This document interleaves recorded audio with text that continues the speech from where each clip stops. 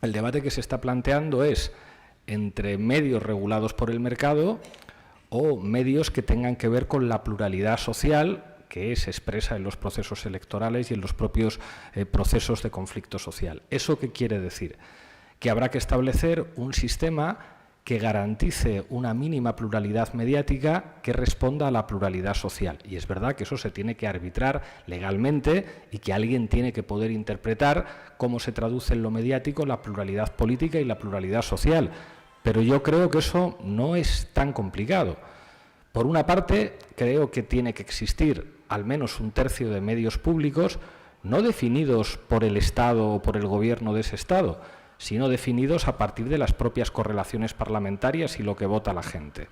Y al mismo tiempo creo que hay que reconocer como parte de lo social a actores que no tienen la capacidad económica para intervenir en el mercado, pero que son actores sociales ineludibles.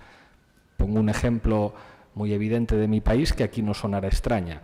Uno de los grandes poderes ideológicos conservadores en mi país es la Iglesia Católica. La Iglesia Católica es propietaria de una cadena de televisión de ultraderecha, 13TV, de una cadena de radio de ultraderecha, la cadena COPE, y además controla toda una red de escuelas privadas para niños y adolescentes, toda una red de escuelas concertadas financiadas con dinero público para niños y para adolescentes, y además controla toda una red de universidades. Y son propietarios, como digo, de medios de comunicación, de televisión y radio. Creo que una sociedad más plural podía prever mecanismos para que asociaciones de vecinos, organizaciones sindicales, organizaciones estudiantiles, sectores de la sociedad civil puedan gestionar medios de comunicación del mismo modo que podría haber un tercio de medios de comunicación públicos que respondieran a la pluralidad que expresan los ciudadanos votando y además un tercio de medios de comunicación básicamente para que los millonarios puedan seguir teniendo televisiones o radios. Y creo que eso, siempre en el marco de la economía de mercado, garantizaría que los medios de comunicación se parecen un poquito más a la sociedad. Es decir, que el debate no es entre un sistema en el que todos los medios son propaganda del Estado o todos los medios son privados, sino que la propia pluralidad social puede, de alguna manera, traducirse a los medios de comunicación existentes en un país. Y una última reflexión, dejando esta, digamos, propuesta de debate sobre los 3/3, sobre imaginar una ley de medios de 3/3 en el que los medios se tengan que ubicar en esos 3 espacios representativos de la sociedad, es la cuestión de se decía en varias intervenciones, de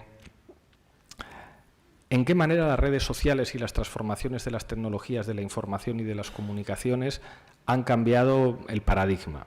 Eso es verdad, o sea, el paradigma ha cambiado y probablemente vayamos hacia un sistema de audiencias de nicho en el que en cada unidad familiar hay varios dispositivos en los que los diferentes miembros de la familia pueden consumir de una forma muy distinta productos audiovisuales y al mismo tiempo el propio desarrollo de las TIC hace que los hábitos de consumo audiovisual cambien. Eso es verdad, pero creo que aquí conviene alertar sobre una suerte de promesa democratizadora que hay en la tecnología. Yo recuerdo, cuando militaba en los movimientos contra la globalización económica, una cierta mitificación optimista de Internet. De alguna manera, Internet y las redes sociales eran como una promesa de socialismo en la comunicación. Recuerdo cuando se hablaba de la técnica del swarming, el smart move, los sistemas de mensajería instantánea permitían imaginar a una comunidad en red que era capaz de que hubiera no solamente un emisor de información, sino una red de inteligencias que podía permitir una conexión que redefinía los paradigmas jerárquicos de la comunicación. Se decía las redes sociales permiten que cualquier ciudadano interactúe con un líder político y esto es una democratización, y en realidad lo que hemos visto es que buena parte de las redes sociales se han convertido en espacios enormemente tóxicos, donde los bulos funcionan sin ningún tipo de control y con una enorme eficacia ideológica porque confirman intuiciones ideológicas. Hemos visto al mismo tiempo que los sistemas de mensajerías son canales en los que la mentira opera con una enorme eficacia. Twitter es una red social enormemente desagradable, donde el insulto, donde el odio opera mucho más que la deliberación democrática. Entonces, creo que no está claro. Recuerdo una discusión con Matías del Río, que me entrevistaba hace poco, cuando yo le hablaba, decía el problema de la propiedad de los medios, y decía, pero si tú y yo en Internet podemos hacer algo que tenga mucho más seguidores que el Mercurio, y es como, no es verdad. No es verdad eso. O sea, no es verdad que las transformaciones de las tecnologías de la información y de las comunicaciones hayan democratizado por completo el acceso a medios. Es verdad que las redes sociales son importantes, es verdad que permiten el uso de dispositivos muy distintos, pero creo que sigue siendo crucial un debate sobre la democratización de un poder, que esto es lo que estaba diciendo Beatriz antes. El poder mediático es un poder. Y en las sociedades en las que hay elecciones para elegir a los líderes que administran, es casi el poder más importante. Y es probablemente el único poder sin control democrático ninguno.